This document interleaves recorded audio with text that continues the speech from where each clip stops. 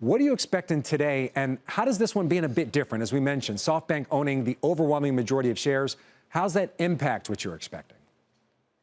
Yeah, it's a really unique situation. Not only does SoftBank hold about 90% of the cap table, but there's also a very small float on this stock, less than 1% of its overall market cap, only about $10 million a day. And so that means even a small sale from SoftBank could yield a significant decline in the value around the stock. So typically we would say stay away from these types of situations. And let them try to figure them out and correct along the way as they start dripping out that stock. So there's a lot of risk to getting involved, I would say, today or at the lockup expiry moment. So you're saying just stay away from buying after the SoftBank, which is today, obviously, after the lockup period expires. You're saying it's just, in your mind, too volatile or just too risky? I think the issue here is simply that there's a immediate risk at downside if they start to sell, given the small float.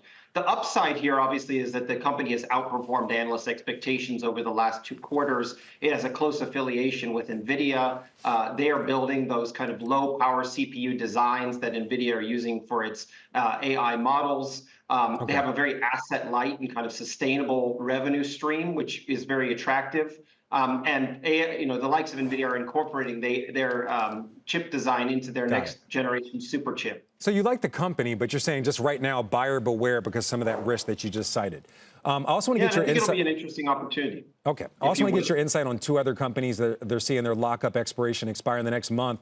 One's Birkenstock, the other's Instacart, 2 other pretty hot IPOs. What's your view on these 2? What are you expecting when it comes to these 2? And what we see from them, how does that impact not only the broader market, but the IPO market?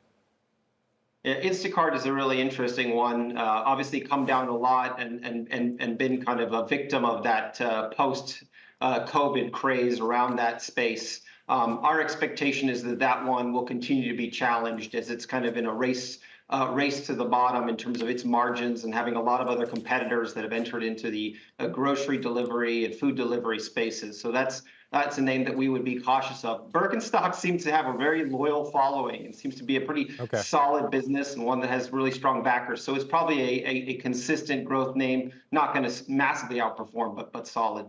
All right, so one other company that IPO'd, Kava. So its lockup period ended on December the 12th. Since then, shares are up over 90%, largely because the insiders, they didn't sell. So very simply, if insiders don't sell when it comes to this ARM IPO, does that mean that you expect the stock to go higher if we just don't see any selling? I think that's right. I mean, again, as long as NVIDIA keeps going up and that kind of bolsters support for the AI kind of sector and growth in that space continues and they continue to outperform, it'll keep going up. And so the question really is how much does SoftBank need the liquidity today? And if they don't, it could grow up. But I'd wait to see what they do, and then you could buy the dip.